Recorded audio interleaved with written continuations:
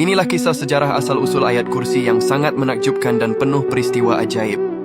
Di antara 6.000 lebih ayat Al-Quran, ada satu ayat yang berdiri di puncak keagungan.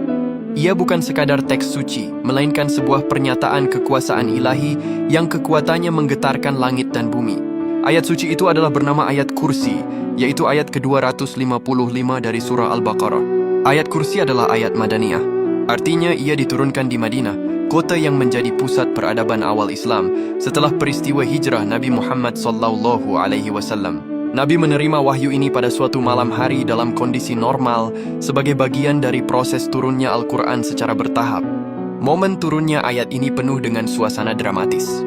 Diriwayatkan, saat wahyu agung ini dibawa oleh malaikat Jibril, seluruh alam menyambutnya dengan penuh penghormatan. Terjadi getaran dahsyat yang membuat mahkota para raja di bumi berjatuhan dan setan-setan lari tunggang langgang. Peristiwa kosmik ini menunjukkan betapa besar dan agungnya pesan yang terkandung di dalam ayat ini. Ayat ini merupakan penegasan siapa penguasa tunggal alam semesta. Keajaiban ayat kursi sering dikaitkan dengan perlindungan dari gangguan termasuk dari setan. Sebuah kisah terkenal datang dari sahabat Abu Hurairah radhiyallahu anha. Dahulu beliau ditugaskan menjaga gudang zakat. Setiap malam ada pencuri yang datang mengambil makanan. Setelah menangkap si pencuri pada malam ketiga, pencuri tersebut ternyata adalah setan yang menyamar. Setan itu lantas memohon ampun dan menawarkan cara agar rumah Abu Hurairah tidak diganggu lagi. Bacalah ayat kursi sebelum tidur, ujar setan itu. Maka Allah akan mengutus malaikat menjagamu dan tidak ada setan yang berani mendekatimu sampai pagi. Nabi Muhammad juga membenarkan perkataan tersebut, serta mengakui keampuhan ayat kursi ini sebagai perisai dari gangguan setan. Keajaiban ayat kursi ini tidak berhenti di situ. Para ulama juga menyebutkan keajaiban dan manfaat bagi para pembacanya. Yang pertama, sebagai pembuka segala kesusahan. Ayat kursi adalah ayat yang diberkahi, yang dapat membukakan kesulitan, menyingkirkan bencana, dan menghilangkan kesedihan dengan cepat. Yang kedua, yaitu melancarkan rezeki.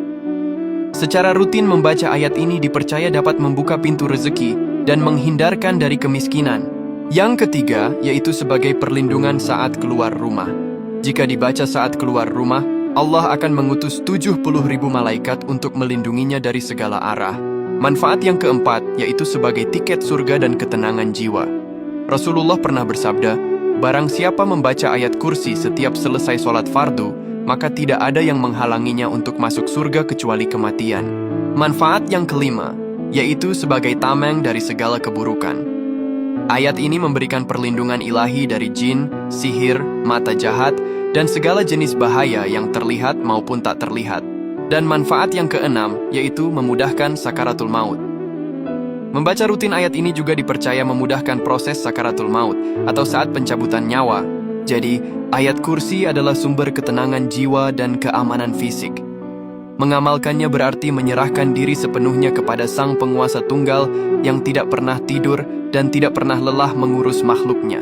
Ya Allah, semoga Engkau melindungi kami semua dari segala macam keburukan, bencana, dan kesulitan hidup. Amin.